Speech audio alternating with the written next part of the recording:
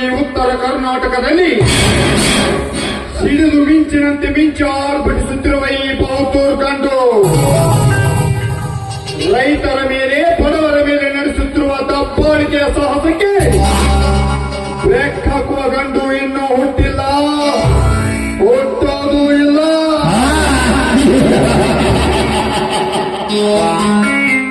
ಲೇ ಶಂಕರ, ದೇಶಕ್ಕೆ ಅನ್ನ ಹಾಕುವ ರೈತರ ಮಕ್ಕಳೆಂದು ಎದೆಯುಪ್ಪಿಸಿ ಹೆಗಲ ಮೇಲೆ ಹಸಿರು ಶಾಲು ಹಾಕಿಕೊಂಡು ಗರ್ವದಿಂದ ಮೆರೆಯುತ್ತಿರುವ ನಿಮ್ಮ ತುಂಬಿದ ಮೇಲೆಗೆ ಶೂರ್ಪನಖಿ ಎಂಬ ಕರುನಾಯಿಕೆಯನ್ನು ಕಳಿಸಿಕೊಟ್ಟು ಆ ವಿಷ ಕಣ್ಣಿನಿಂದಲೇ ನಿಮ್ಮ ತುಂಬಿದ ಮನೆಯನ್ನು ಧ್ವಂಸ ಮಾಡಿಸಿ ಆ ನನ್ನ ಪ್ರೇಯಸಿ ಕೈಯಿಂದಲೇ ನಿಮ್ಮನ್ನು ನಿಮ್ಮ ಮನೆಯಿಂದ ಗೇಟ್ ಪಾಸ್ ಪಡಿಸಿದಾಗಲೇ ನನ್ನ ಪಾತ್ರಕ್ಕೆ ಜೀವ ತುಂಬುತ್ತದೆ. ಓಹೋ, ನನ್ನ ಮೊಗ್ಗಿನ ಮನಸ್ಸಿನ ಹೂವು ನನ್ನತ್ತ ಪರಿಮಳ ಸೋಸುತ್ತಾ ಬರುತ್ತಿದೆ. ಬರಲಿ, ಬಂದ ಮೇಲೆ ಹೂವೇ ಬಂದಿವೆ. ನೂರಾರು ಸುಳ್ಳು ಕಂತಿನ ಪುರಾಣಗಳನ್ನು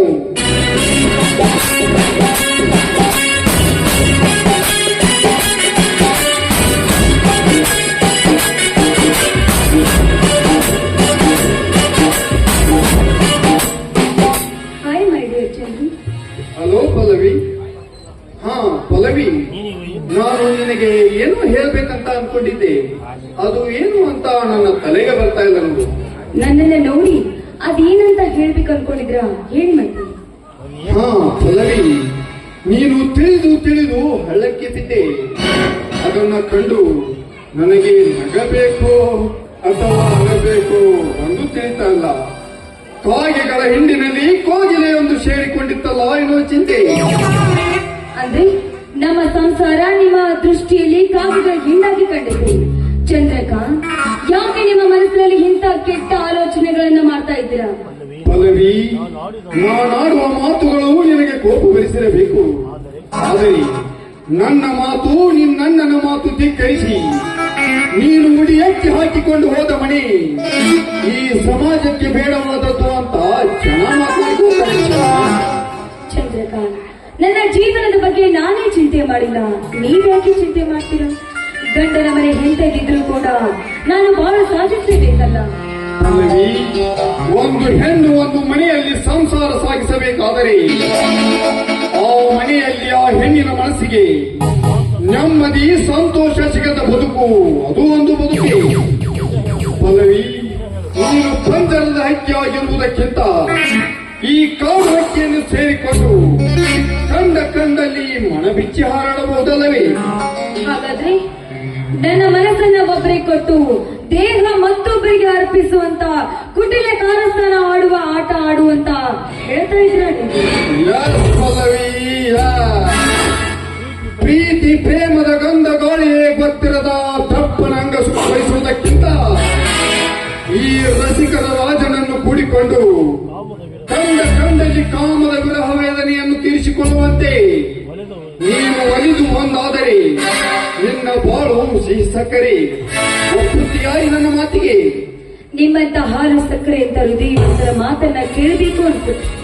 ಆದ್ರೆ ನಾನು ಮಾಡಿದ ಒಂದೇ ಒಂದು ತಪ್ಪಿಗೆ ಈಗ ರೈತನ ಮನೆಯಲ್ಲಿ ವನವಾಸ ಬೀಳಬೇಕಾಗಿದೆ.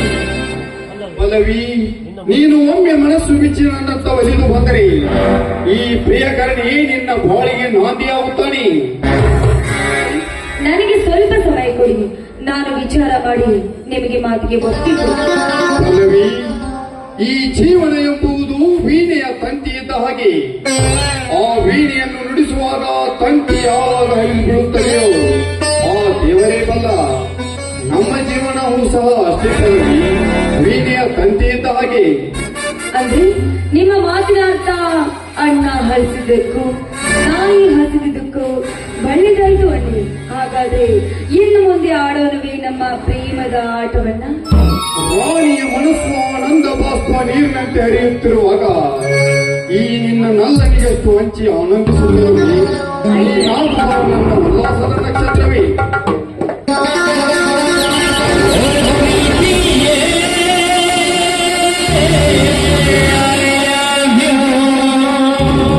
Thank you.